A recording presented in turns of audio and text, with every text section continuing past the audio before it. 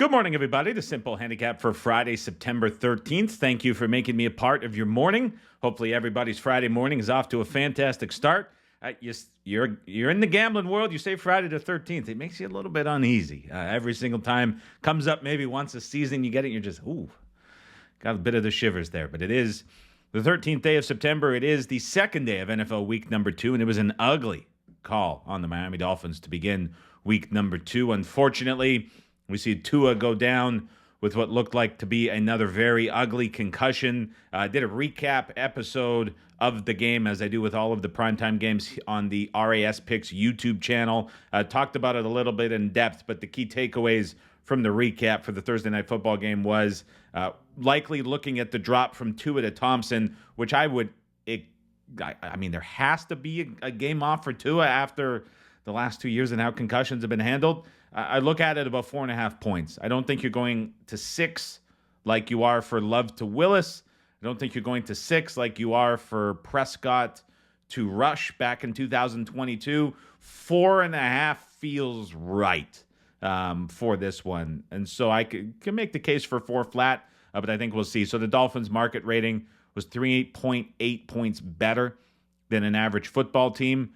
That would take them to the other side and make them about 1 point worse than an average team in football. That would have them right around 19th to 20th. And so Monday morning, bright and early, can hop over to Unpredictable, see public market ratings and how things are reflected in that. That's kind of the area I would expect. But as we have seen, it tends to be a bit of an overreaction for quarterbacks when they go down. That's something that's been quite common in the league. And the Miami Dolphins next week are on the road at the Seattle Seahawks. And so the look-ahead line had them as a 1.5 point favorite.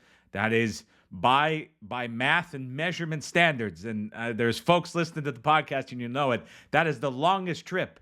That is the longest trip that any NFL team can make by 35 miles. We figured that out this week. It is 35 miles more going from Miami to Seattle. They do have the minibye to do it. But that is what the Dolphins will be dealing with going up against a Mike McDonald defense. So if that was the case, you're going to see Seattle reopening on the other side of 3, barring anything outrageous happening in this game coming up Sunday against New England. So that's the injury standpoint. As for the Buffalo Bills, what more can you say about that defensive performance? Pre-injury, the way that Sean McDermott and Bobby Babich had that defense prepared in spite of injuries coming into the game, in spite of losing Bernard, the heart of that defense in the middle with Matt Milano no longer there, and to overcome all of those things and to put forth that defensive effort. You can't say enough about that game plan and that execution from the Bills defense. And Sean McDermott is just one damn good defensive coach. That's what he's been his entire career. And the way that he is able to get great performances out of backups on the field is just remarkable. And so that was just great coaching that got the Bills in that situation where Josh Allen had another incredibly efficient game, but he didn't have to do a whole lot of anything in order to get that efficient game to be enough and more than enough to get the win, to get the cover on the road at the Miami Dolphins in a game where the Dolphins just flat out look unprepared, and the Bills went in completely all business and put forth a fantastic effort. And so Bills easy win and cover. Game stays under despite a lot of late money on the over. Injury certainly had something to do with that to Tua, but a bit of a bad beat, you could say, from how the scoreline was rolling out in that game overall. Let's get to the Sunday games for the final market rundown of NFL week number 2. Things start off with the Las Vegas Raiders on the road at the Baltimore Ravens. I'm sure I've mixed up Raiders and Ravens 100 times this week. It is still the Ravens, a 9-point favorite to Chris, 9 at BetOnline, 9 at Pinnacle as well, 8 flat showing at Circa. That's the low price on the board. Really shows the insignificance of 9 in the betting market. Total in this game, 41 left to right across the screen. Good news for the Raiders injury report in regards to their offensive line. The 3 guys that were not participating on Wednesday, all participating on Thursday. So that is a good sign for the Raiders offensive line, and they're certainly going to need it against this Baltimore Ravens pass rush. I think the Ravens are, if at your book, listed at 8.5, are a great teaser leg that is still on the board to use. I'll tell you who I think would be my choice to use it as we go further down. Los Angeles Chargers on the road at the Carolina Panthers. More Panthers money into the market yesterday. We're now seeing a 4.5 minus 115 for the LA Chargers, 4.5 for the Chargers at DK as well, 4.5 at Circa. That's the sharp book. That's the lowest on the board is Chris, Buckeye, BetOnline, and others. Still 5 or 5.5 shaded lower. But for the second week in a row, there are pros gravitating towards the Carolina Panthers. Those 6.5s went in a hurry. Those 6s went in a hurry, and we are trending lower. Now, as we get to 4.5, I talked yesterday about how it's very clear there's just some number grabbing, whether that's math guys relying on models, whatever it might be. All of these games that were ballooned and inflated, if you will, from their opener and the look ahead, all have been bought back, and this one was no exception. The difference with this one compared to some of the others we're going to talk about in KC and Houston is there was a second move following this one up. So it wasn't just a single move back. This is now not only did Carolina get bought 6.5 and 6, we saw the 5.5s and 5s get taken as well. So there's now 2 moves coming back in favor of the Carolina Panthers on this one. Total here still holding steady at 39 with BetOnline the lone 38.5 on the board. New Orleans on the road at the Dallas Cowboys. This was as low as 5.5, which was very surprising to me. It is now back to Cowboys minus 6. Left to right across the screen. Total here, 46.5. Tyrann Mathieu back at practice for the Saints. Marshawn Lattimore not practicing for the Saints. To me, Lattimore would be the more impactful of the two injury-wise. We also saw Fuaga, the rookie standout offensive lineman from week 1, who was in the left tackle position, miss practice as well on Thursday. Now, the Saints offensive line very unsettled.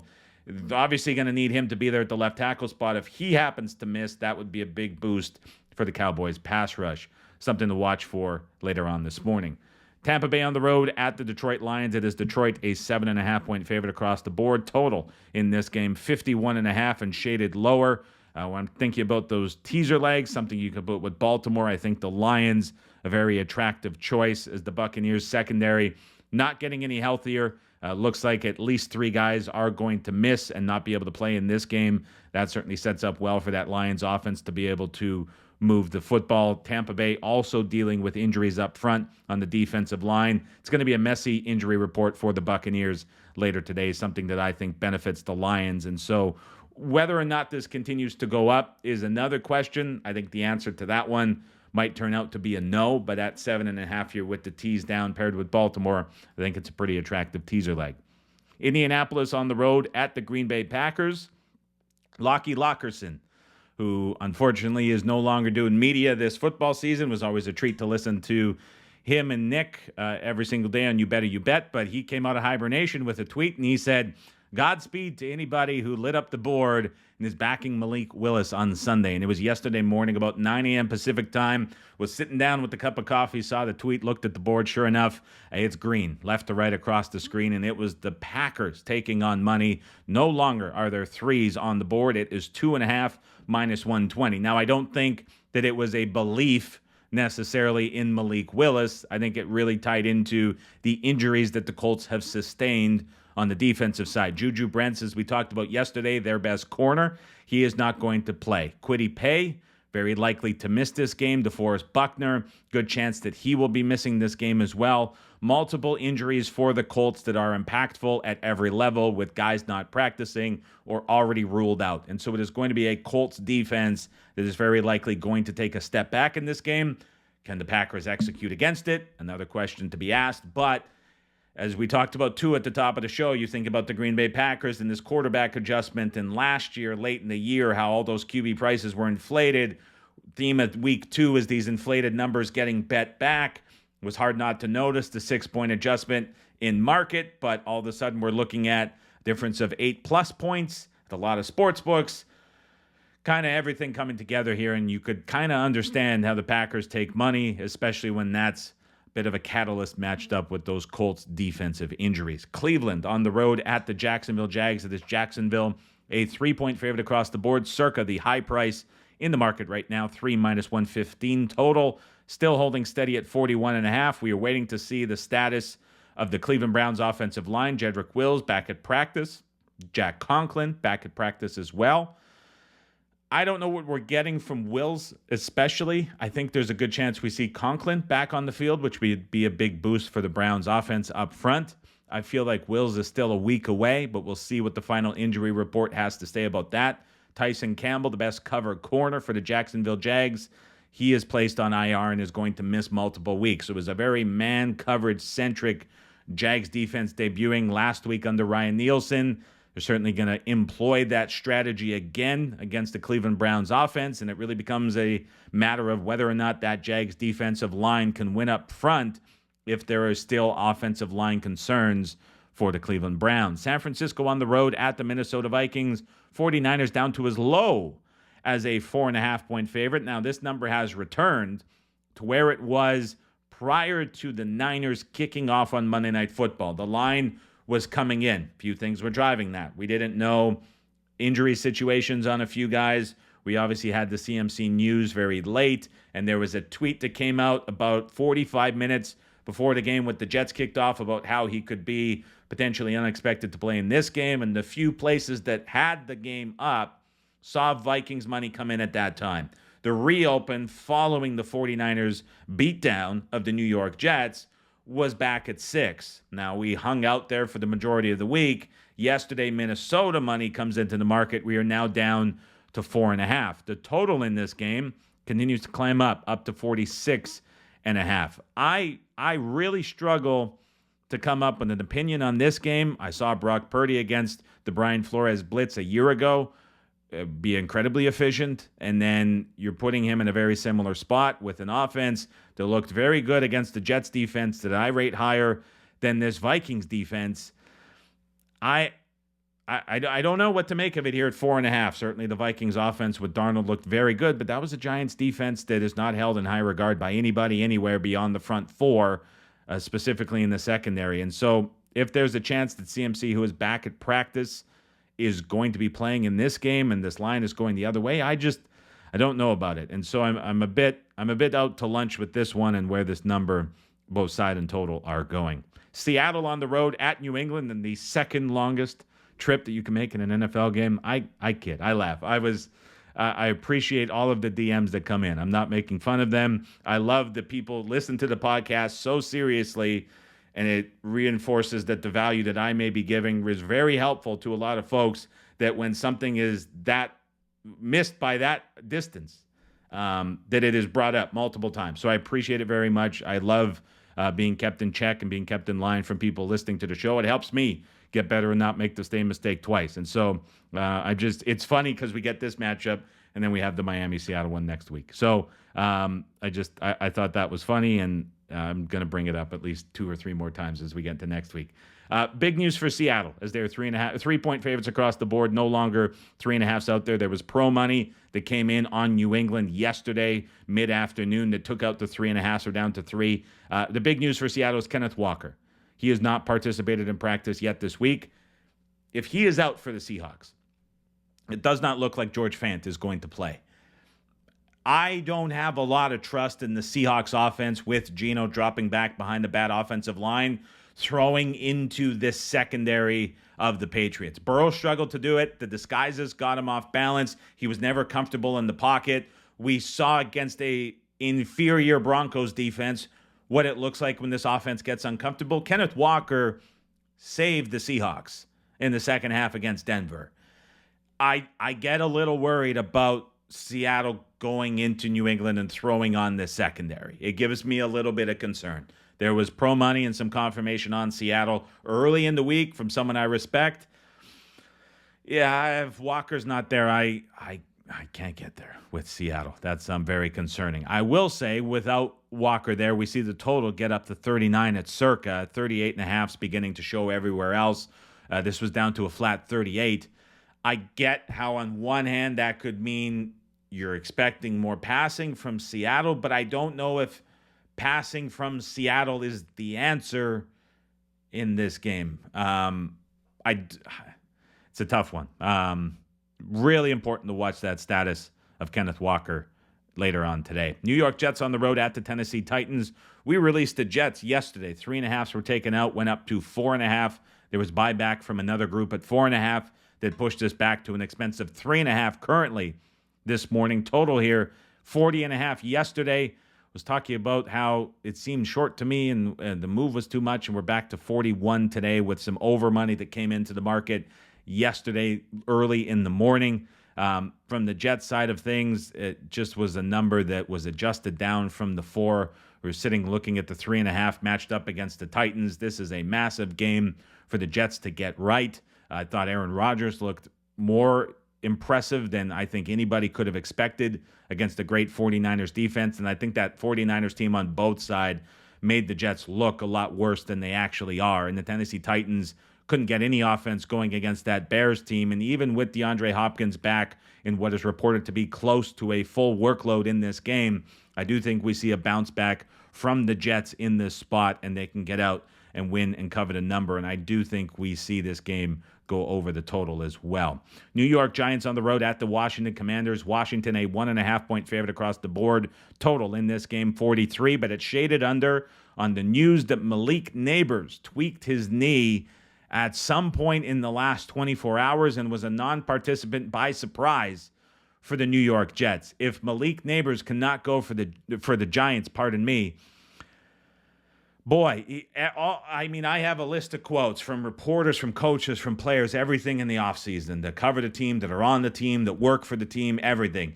And anytime there was a reference to Malik Nabers, it was about how he is the offense. It's not he's a part of it. He is the offense. And you take him out after what you saw this Giants team do against the Vikings. I get Washington is a horrible defense. It is very bad. And now they lose Emmanuel Forbes, their best corner, for this game. I don't really have high hopes for the Giants moving the football. I thought this was a game where Nabers lined up great, and he had a minor squeaky wheel narrative, which is great from a prop perspective, but getting involved, I was like, okay, this is the spot where it's fixed. We had the release on the over. It was a short total for a Washington game with a defense that bad.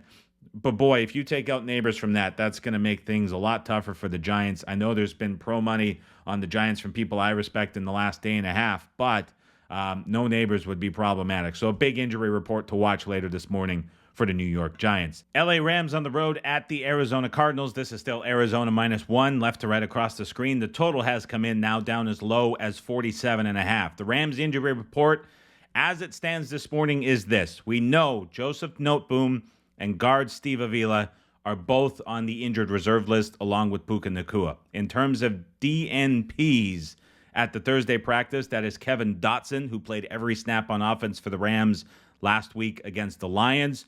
So you have one tackle and one guard already on IR. You have Kevin Dotson, the other starting guard, as a non-participant. And then Rob Havenstein is a limited participant both days this week at practice. His status is going to be significant. It is still seemingly more likely than not that the Rams will be down 4 offensive line starters for this game against the Arizona Cardinals, which will be massive. I would say most of that is already getting to the point where it is priced in, but if there was official confirmation that all 4 guys are out, I could see a little bit of Arizona money coming into the market. I know there will likely be opposition with bettors wanting to take the Rams as we get closer to Sunday, as this is becoming a fairly big adjustment, but that's kind of how I see this one playing out over the next 48 hours. Cincinnati on the road at the Kansas City Chiefs. We're talking about those buybacks on inflated numbers. It was Cincinnati money consistently coming into the market, and then late last night, there was money that came in on the Kansas City Chiefs that ended up pushing this number back to 6. We're seeing some 6.5s back in the market so far this morning. So it was Cincinnati money yesterday, and then later on there was a little bit of Kansas City money that came back and bought that number back. So in a game like the LA Chargers Carolina, where it was the inflated price getting taken and then getting taken again, this was one where it got taken and now it's getting taken back the other way in favor of the Chiefs. Pittsburgh Steelers on the road at the Denver Broncos. The Steelers a 2.5-point favorite across the board. Total in this game 36.5. The story here, very well known. It was a release from us on the Pittsburgh Steelers. There was opposing views taken by a group of 3.5. Opposing groups took 3. And then now as we get into later portion of Friday, the Denver Broncos becoming a very popular teaser leg. I've seen it used by two other groups, paired up with other teams. So there's a lot of opposition to that release on the Pittsburgh Steelers, arguably as much as I've seen in a little over a season of being with Rass so far. And so that was an interesting development. Not too sure where the next move is going to go, but certainly there's been a big appetite from opposing groups on the Denver Broncos. Chicago Bears on the road at the Houston Texans. Yesterday we released Houston -6. This is now out to 6.5 -115. It's been pretty one-sided on Houston, aside from a little bit of opposition that was taken Wednesday on the Bears that knocked out some of the early sevens that showed. I would have to think at 6.5 we are going to see another 7 between now and game time, especially dependent on how some of these Sunday games go. If it doesn't get there before games at 1 p.m. kickoff, just the way that this card is shaping up and the way this is going and how popular the Texans are going to be, I would think we see Houston get bet and this gets pushed up to 7 rather than I would expect it to come back down the other way. Rome Odunze is not going to play. Today is going to be the big day for Keenan Allen, figuring out what's going on with his heel and whether or not he is going to be out there. He has not practiced yet this week.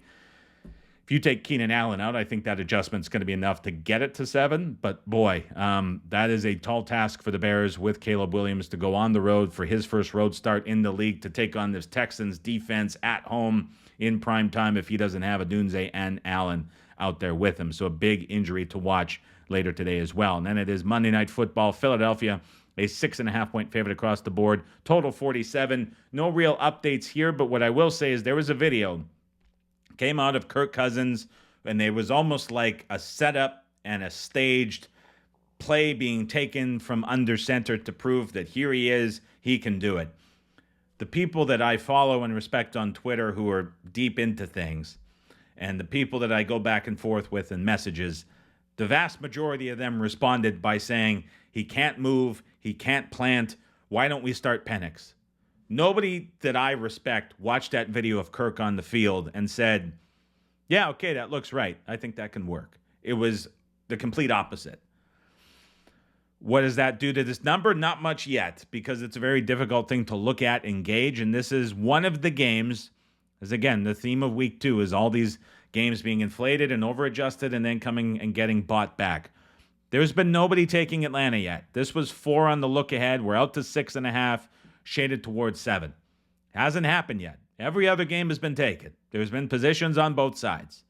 We haven't seen this one, and I think that's completely driven by the doubt that Kirk Cousins is, in fact, 100% healthy. But this is a game we'll talk about plenty more on the Sunday afternoon reaction podcast to all of the Week 2 games that will go live right around 4:30 p.m. Pacific, 7:30 p.m. Eastern Time, just before Sunday Night Football kicks off. And because it is a 3-game afternoon slate, there's a good chance we might go a little bit earlier than that as those games kind of settle and finish out. And we have a lot of takeaways from all of the games that we will be watching Sunday in the loaded early slate. I hope everybody has a fantastic Friday. Hope everybody has a fantastic weekend. We'll talk to you back here on the podcast Sunday afternoon, which will also be a live stream over on the RAS Picks YouTube channel. If you're already here watching on YouTube this morning, the subscribe button's down below. I would appreciate a thumbs up if you found anything in the podcast useful. Enjoy your Friday. Enjoy your weekend. We'll talk to you Sunday afternoon.